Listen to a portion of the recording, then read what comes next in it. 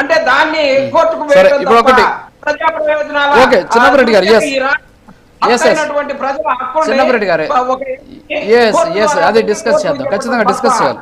Yes మీరు yes 100% దుష్ప్రచారం దాని మీద డిస్కస్ చేయాలి. రాజు గారు కాదు సార్ 100% దాని మీద డిస్కస్ చేయాలి.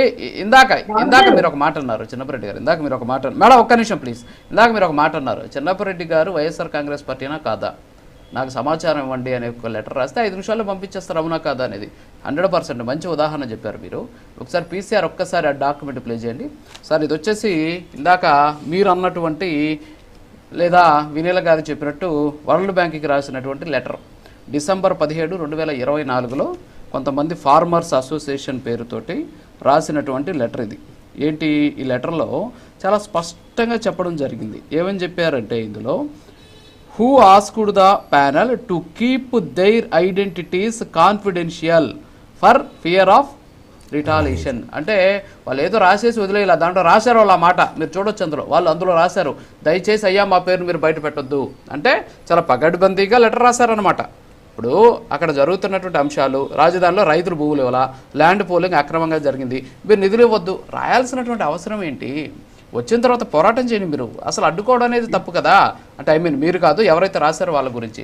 సో ఇక్కడ వాళ్ళే అడిగారు అయ్యా దీన్ని కాన్ఫిడెన్షియల్ గా పెట్టండి. అదే చెప్తున్నా సార్, అది తెలీదు.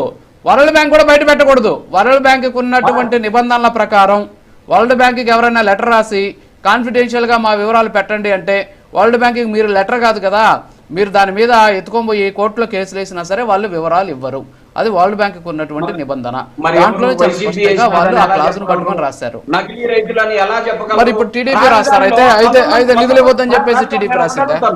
సార్ రాజు గారు, అమరావతి రాజధానికి 100 మంది రైతులు సంతోషంగానే ఇచ్చారా? మీకు తెలుసు కదా. ఓ 10% ఆగారు అనుకోండి, ఇవ్వలేదు అనుకోండి, అంటే ఇవ్వలేదా? అయితే వినీల్ గారు చెప్పాలా? సరే ఆమె కూడా రాజధాని ప్రాంతం, ఆమె కూడా భూములు ఏదో ఉద్యమంలో పాల్గొన్నారు. మరి ఏంటండి సంతోషం లేరా వినీల్ గారు? ఏంటి సంతోషంగా ఎవరు ఇవ్వలేదా భూములు? మరి రాజు గారు థాంక్స్ అండి అవకాశం